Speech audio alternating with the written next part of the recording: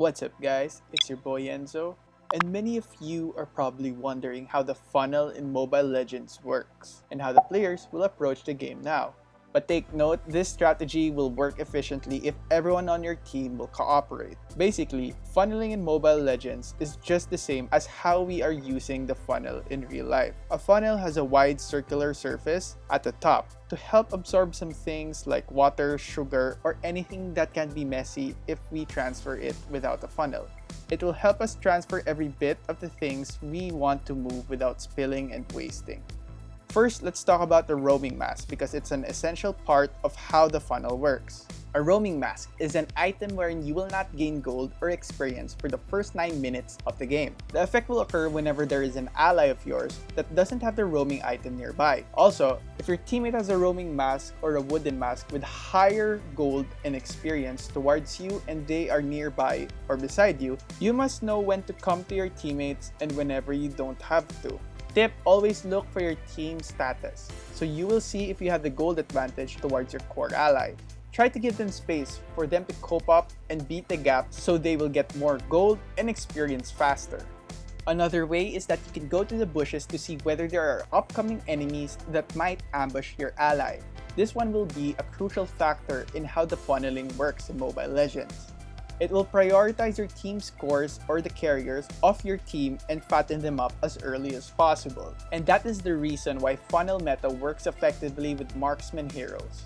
I think most of you guys probably know by now that a marksman hero is more effective in the late game. But imagine having a marksman hero that can farm fast and can acquire items in the early part of the game. That would be scary. Now, let's go through proper laning. If you want funneling to succeed, I think you have to use the 1-3-1 laning format in order to capitalize on its effects. In this strategy, you have to pick a tank and a support that can help the marksman farm and be protected as well. As I said, marksman heroes cannot dominate the early game and will need assistance from their teammates to have a good transition into game. Some tips for you guys. Mage heroes are now being used as supports in the funnel meta. That is because they have good skills that can damage enemies massively in the early game, because enemies will not dare go near the carry of your team because they know those mage heroes can kill them or can damage them a lot. So it's the right combination of a frontliner, which is a tank, and the mage acting as a support to protect the marksman from being ambushed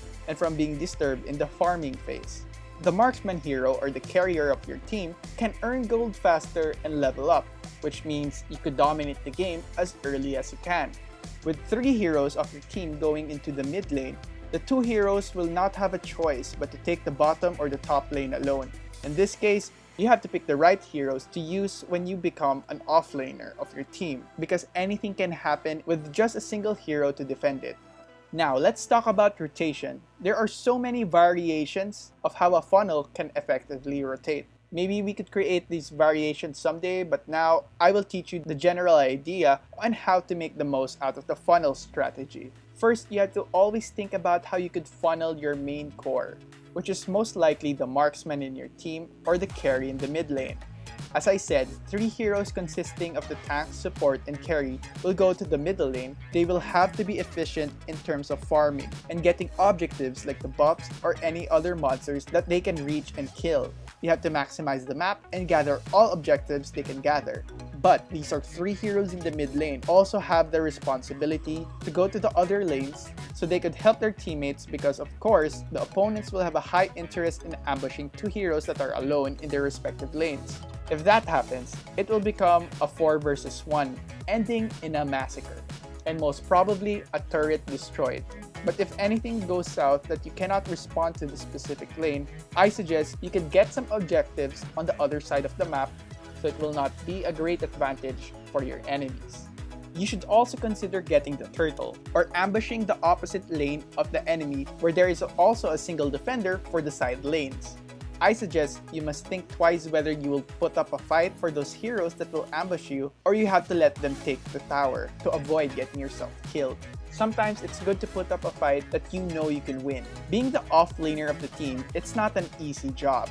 You have to outplay your opponents in the lane and dominate it to help your teammates and give space for the carry in the middle to farm well. Now, I'll give you some heroes that are good in the funnel strategy.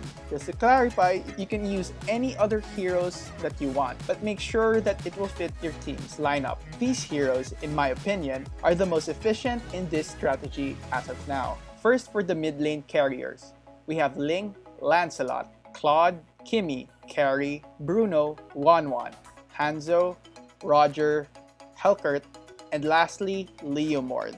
For the mages, or should I say supports, we have Farsa, Valir, Lilia, Cecilion, Rafaela, Angela, Estes, Popol and Koopa, Nana, Selena, Carmelia, and lastly, Aurora.